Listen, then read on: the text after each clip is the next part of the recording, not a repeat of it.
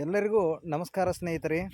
ಇನ್ನೇನು ಕೆಲವೇ ದಿನಗಳಲ್ಲಿ ನಮ್ಮ ರಾಜ್ಯ ಸರ್ಕಾರ ಈಗಾಗಲೇ 80,000ಕ್ಕಿಂತ ಹೆಚ್ಚು ಹುದ್ದೆಗಳಿಗೆ ನೇಮಕಾತಿಯನ್ನು ಪ್ರಾರಂಭ ಮಾಡಲಾಗುವುದೆಂದು ತಿಳಿಸಲಾಗಿದೆ. ಹಾಗಾಗಿ ಹಲವಾರು ಇಲಾಖೆಗಳಲ್ಲಿ, ಮುಖ್ಯವಾಗಿ ಶಿಕ್ಷಣ ಇಲಾಖೆ, ಪೊಲೀಸ್ ಇಲಾಖೆ, ಇನ್ನಿತರ ಹಲವಾರು ಇಲಾಖೆಗಳಲ್ಲಿ ನೇಮಕಾತಿಗಳ ಒಂದು ಸುರಿಮಳೆಯನ್ನೇ ನಾವು ಕಾಣಬಹುದು. ಹಾಗಾಗಿ ಎಲ್ಲ ನನ್ನ ಸ್ಪರ್ಧಾ ಮಿತ್ರರಲ್ಲಿ ಏನಪ್ಪ ಅಂದ್ರೆ ಒಂದು ಮನವಿ ಅಂದ್ರೆ, ನಿಮ್ಮ ಒಂದು ಪ್ರಿಪ್ರೇಷನನ್ನು ಭಾಳಷ್ಟು ಏನಪ್ಪ ಅಂದ್ರೆ ವೇಗಗೊಳಿಸಬೇಕಾಗಿ ತಮ್ಮಲ್ಲಿ ಏನಪ್ಪ ಅಂದ್ರೆ ವಿನಂತಿಸ್ಕೊಳ್ತಾ ಇದ್ದೀನಿ.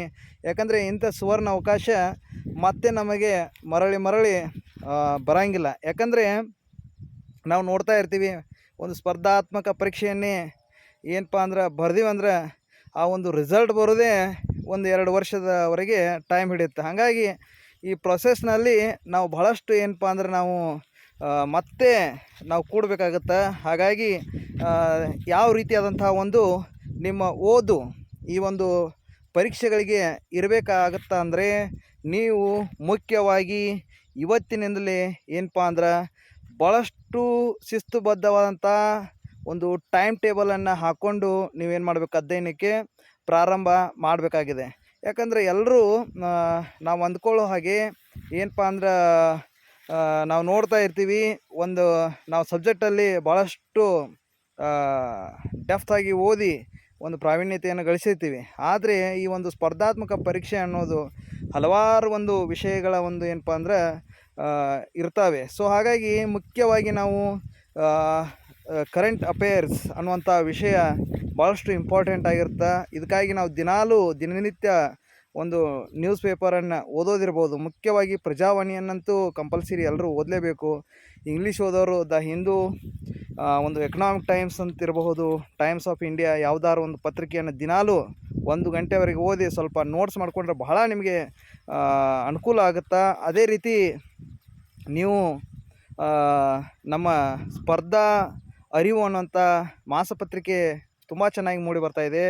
ಅದೇ ರೀತಿ ಸ್ಪರ್ಧಾ ವಿಜೇತನೂ ನಮ್ಮ ಜೊತೆ ಇದೆ. ಸೊ ಹೀಗಾಗಿ ಯಾವುದೇ ನೀವು ಒಂದು ಪತ್ರಿಕೆಯನ್ನು ಕೊನೆಗೆ 1-2-3 ಬಾರಿ ಓದಿದ್ರಿ ಅಂದರೆ ನಮ್ಮ ಕರೆಂಟ್ ಅಫೇರ್ಸ್ನಲ್ಲಿ ಭಾಳಷ್ಟು ಉತ್ತಮವಾದಂಥ ಅಂಕಗಳನ್ನು ನೀವು ಗಳಿಸ್ಬೋದು.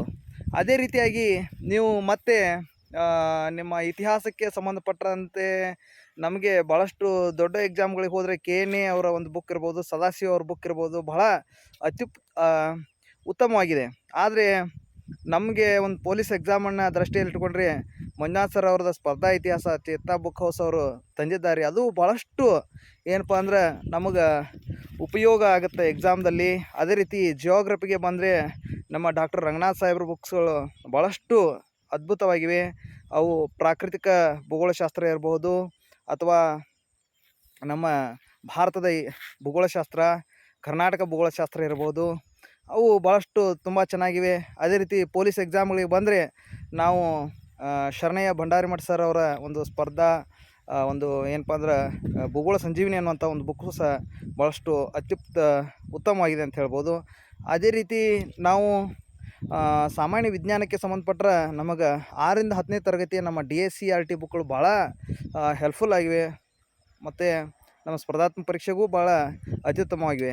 ಭಾಳ ಬೇರೆದ್ದು ಏನಾದ್ರು ಓದ್ಬೇಕು ನಾವು ಅಂತಂದರೆ ಡಾಕ್ಟರ್ ವೆಂಕಟರಮಣ ಸ್ವಾಮಿ ಅವರ ಒಂದು ಸಾಮಾನ್ಯ ವಿಜ್ಞಾನ ಬುಕ್ ಇರ್ಬೋದು. ಅದೇ ರೀತಿ ನಮ್ಮ 4G ಸೈನ್ಸ್ ರವಿ HN ಅವ್ರ ಬುಕ್ಸ ಭಾಳಷ್ಟು ಏನಪ್ಪ ಅಂದ್ರೆ ನಿಮಗೆ ಉತ್ತಮವಾದಂಥ ಪುಸ್ತಕ ಅಂತ ಹೇಳ್ಬೋದು. ಅದೇ ರೀತಿ ನಮ್ಮ ಪರಿಸರ ಅಧ್ಯಯನಕ್ಕೆ ಬಂದರೆ ನಾನು ಒಂದೇ ಒಂದು ಬುಕ್ಕನ್ನು ರೆಫರ್ ಮಾಡೋಕ್ಕೆ ಹೇಳ್ತೀನಿ. ಅದು ಯಾವುದಪ್ಪ ಅಂದರೆ ನಮ್ಮ PV ಭೈರಪ್ಪ ಸರ್ ಅವರ ಒಂದು ಪರಿಸರ ಅಧ್ಯಯನ ಬುಕ್ ಭಾಳ ಚೆನ್ನಾಗಿದೆ, ತುಂಬ ಚೆನ್ನಾಗಿದೆ. ಹಾಗಾಗಿ ಆ ಬುಕ್ಸಿಂದ ಸುಮಾರು ಪ್ರಶ್ನೆಗಳು ಇಲ್ಲಿಯ ಒಂದು ಏನಪ್ಪ ಅಂದರೆ ಎಕ್ಸಾಮ್ವರೆಗೆ ಬರ್ತಾ ಇದ್ದಾವೆ. ಅದೇ ರೀತಿ ನಾವು ಎಕನಾಮಿಕ್ಸನ್ನು ನೋಡಿದರೆ, ಎಕನಾಮಿಕ್ಸಲ್ಲಿ ವಿಶೇಷವಾಗಿ ನಾವು ಗರ್ನಿ ಕೃಷ್ಣಮೂರ್ತಿ ಸರ್ ಅವರ ಒಂದು ಏನಪ್ಪ ಅಂದರೆ ಎಕನಾಮಿಕ್ ಬುಕ್ಸು ಭಾಳ ಚೆನ್ನಾಗಿದೆ.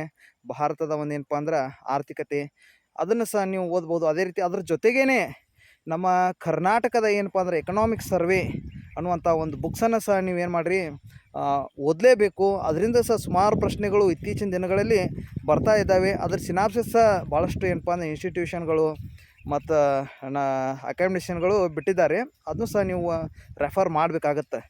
ಅದೇ ರೀತಿ ನೀವು ಇನ್ನೂ ಏನಪ್ಪ ಅಂದ್ರೆ ಹಲವು ಏನಪ್ಪ ಅಂದ್ರೆ ವಿಷಯಗಳನ್ನು ನೀವು ಓದಬೇಕಾಗತ್ತೆ. ಇದರಲ್ಲಿ ಮುಖ್ಯವಾಗಿ ನಿಮ್ಮ ಏನಪ್ಪ ಅಂದ್ರೆ ಇತ್ತೀಚೆಗೆ ಒಂದಷ್ಟು ಎಕ್ಸಾಮ್ ಕ್ವಶನ್ ಪೇಪರ್ ನೋಡ್ರಿ, ಸಮಾಜಶಾಸ್ತ್ರ ವಿಷಯದ ಒಂದು ವಿಷಯಕ್ಕೆ ಸಂಬಂಧಪಟ್ಟಂಥ ಒಂದು ಏನಪ್ಪ ಅಂದ್ರೆ ಪ್ರಶ್ನೆಗಳು ಸಹ ಏನಪ್ಪ ಅಂದ್ರೆ ಸಾಕಷ್ಟು ಈ ಒಂದು ಎಕ್ಸಾಮ್ಗಳಲ್ಲಿ ಬರ್ತಾ ಇದ್ದಾವೆ. ಹಾಗಾಗಿ ನಾವು ಒಂದು P U C first year second ಇಯರ್ದ ಇರತಕ್ಕಂಥ ಒಂದು ಸಮಾಜಶಾಸ್ತ್ರ ಸೋಷಿಯಾಲಜಿ ಬುಕ್ಸನ್ನು ಸಹ ನಾವೇನು ಮಾಡಬೇಕಾಗತ್ತೆ, ಓದಲೇಬೇಕಾಗತ್ತೆ. ಸೊ ಹೀಗಾಗಿ ನಾವೇನು ಮಾಡಬೇಕು, ಎಲ್ಲರೂ ಇವತ್ತು ನಾ ಹೇಳಿದಂಥ ಒಂದು ಪುಸ್ತಕಗಳನ್ನು ಸುಮಾರು 10 ಬಾರಿ ಆದರೂ ಸಹ ನಾವು ಓದಲೇಬೇಕು. ಯಾಕಂದ್ರೆ ಟೈಮ್ ಭಾಳಷ್ಟು ಕಡಿಮೆ ಇದೆ. ನಾವು ಅದರ ಜೊತೆಗೆ ಸುಮಾರು 10 ಯಾವುದೇ ಒಂದು ಎಕ್ಸಾಮ್ ತೊಗೊಂಡ್ರು ಸಹ ಒಂದು 10 ವರ್ಷದ ಕ್ವಶನ್ ಪೇಪರ್ಗಳು ನಮ್ಮ ಹತ್ರ ಇರಬೇಕು. ಆ ಕ್ವಶನ್ ಪೇಪರ್ಗಳು ಯಾವ ರೀತಿ ಸೆಟ್ ಮಾಡಿದ್ದಾರೆ, ಇತ್ತೀಚಿನ ದಿನಗಳಲ್ಲಿ ಆ ಒಂದು ಟ್ರೆಂಡ್ ಏನಾಗ್ತಾ ಇದೆ, ಚೇಂಜ್ ಆಗ್ತಾ ಹೋಗ್ತಾ ಇದೆ. ಸೊ ಹಾಗಾಗಿ ನಾವು ಮಾಕ್ ಟೆಸ್ಟ್ ಪೇಪರನ್ನು ಬಿಡಿಸ್ತೀವಿ. ಅದ್ರ ಜೊತೆಗೆ ಬೇರೆ ರಾಜ್ಯಗಳ ಏನಪ್ಪ ಅಂದ್ರೆ ಕ್ವಶನ್ ಪೇಪರ್ಗಳು ನಮಗೆ ಭಾಳಷ್ಟು ಉಪಯುಕ್ತವಾಗಿವೆ. ನಾವೇನಪ್ಪ ಅಂದ್ರೆ ಇಂಗ್ಲೀಷ್ ತಿಳಿಯೋಂಗಿಲ್ಲ, ಹಿಂದಿ ತಿಳಿಯೋಂಗಿಲ್ಲ ಅಂಥೇಳಿ ಒಂದಷ್ಟು ಬಿಡ್ತೀವಿ. ಆದರೆ ಸೆಂಟ್ರಲ್ ಗೌರ್ಮೆಂಟ್ ನಡೆಸ್ತಕ್ಕಂಥ ಹಲವಾರು ಪರೀಕ್ಷೆಗಳಲ್ಲಿರ್ತಕ್ಕಂಥ ಒಂದು ಕ್ವಶನನ್ನು ಸಹ ನಾವೇನು ಮಾಡಬೇಕಾಗತ್ತೆ, ನೋಡಬೇಕಾಗತ್ತೆ.